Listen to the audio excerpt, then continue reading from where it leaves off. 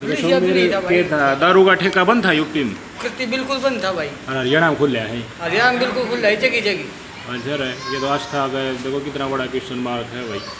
और हरियाणा में तो मेरे साहब मेडिकल का भी ना बताते आप, आपको तो दर्द था, देखो कितना ज़्यादा है।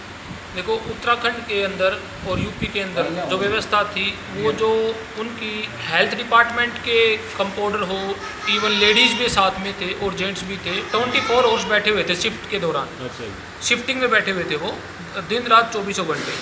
जबकि अपने हरियाणा में जब से हमने एंट्री किया था, इवन एक सिंगल भी मेडिकल कैंप नहीं मिला जो अपने हरियाणा की हेल्थ डिपार्टमेंट देख रही हो। लेडीज़ की तो बात ही नहीं कर रहा मैं, जेंट्स भी नहीं बैठे हुए नहीं थे, और नाइट टाइम की बात नहीं कर रहा, डे टाइम में भी नहीं बैठे हुए थे। हाँ, एक बात की ज़रूर तारीफ करूँगा मैं कि हरियाणा पुलिस वाले बंदे रात को जो अपनी पुलिस की डेट थी वो लगातार बिल्कुल चक्कर लगा रहे थे हर चौराहे पर, चाहे वो स्टेट का चौराहा था या वो चाहे रिमोट एरिया था जहाँ पर लाइट की व्यवस्था नहीं थी, वहाँ पर वो बंदे अवेलेबल थे 24 आवर्स की रूटीन में पेट्रोल कर रहे थे।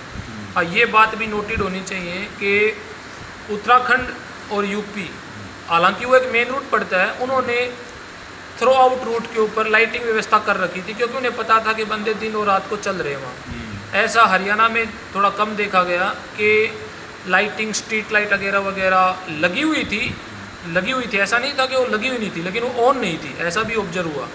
क्योंकि ज़्यादातर बंदे डे टाइम में कम चलते हैं, रात को चलते हैं, क्योंकि पेन रहती है, हीट रहती है, तो जैसे रात को थोड़ा अच्छा कवर किया जाता है। तो ऐसे समय में जब स्ट्रीट लाइट हैं और वो ऑन नहीं है तो वो लापरवाही का संकेत देता है। जहाँ पर नहीं है वहाँ तो समझ में आता है इतना जल्दी इंफ्रास्ट्रक्चर डेवलपमेंट नहीं किया जा सकता, बट कुछ ऐसे टेम्पोरेरी वर्क भी किए जा सकते थे, जैसे कि उत्तराखंड सरकार ने कर रखे थे कि टेम्पोरेरी लाइट्स लगा रखी थी, यूपी सरकार ने भी लगा रखी थी। और तीसरा पॉइंट जो भाई साहब ने बताया कि ऑलमोस्ट पूरे रूट के ऊपर दारू के ठेके या मीट की कोई भी दुकान थी वो उत्तराखंड ने और यूपी पुलिस ने या तो वो बंद करवा रखे थे और उनके ऊपर इवन जैसे सामियाना टाइप में लगवा रखे थे ताकि आम आदमी को दिखे ना।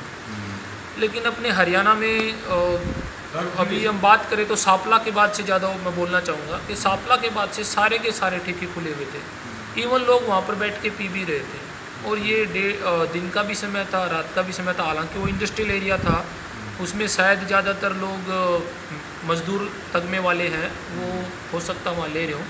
बट बाकी जब एक डायरेक्शन शायद पुलिस या गाइडलाइंस आई होगी जो मीडिया में लगातार चल रहा था कि ठेकों को और मांस मीट की दुकानों को कवर करके रखेंगे, तो यहाँ पर डायरेक्शन की कमी थी जो डिस्ट्रिक्ट लेवल से या स्टेट जिसको भी देनी थी वो शायद नहीं दी गई थी, या दी गई थी तो उसका फॉलोअप नहीं हुआ था प्रॉपरली। तो फिर लेन अलग से रिजर्व कर रखी थी कावड़ियों के लिए, तो यूपी उत्तराखंड उड़ा हरियाणा में थी लेन रिजर्व।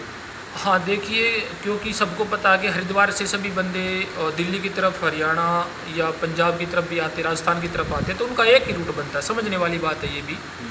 वो कैनाल रूट बनता है और जो कैनाल रूट को फॉलो करते हुए दिल्ली मेरठ की तरफ चले जाते हैं या अपने यूपी राजस्थान की तरफ चले जाते हैं भरतपुर साइड में। जबकि हरियाणा में आने के बाद हम जब वो नदी पार कर लेते हैं तो उसके बाद क्या होता है, बंदे लोग थोड़े से स्कैटरिंग करने शुरू कर देते हैं, काफ़ी रूट बन जाते हैं। तो इतने रूट के ऊपर आप समझ सकते हो कि इतनी बड़ी व्यवस्था करना थोड़ा सा मुश्किल होता है किसी भी प्रशासन के लिए।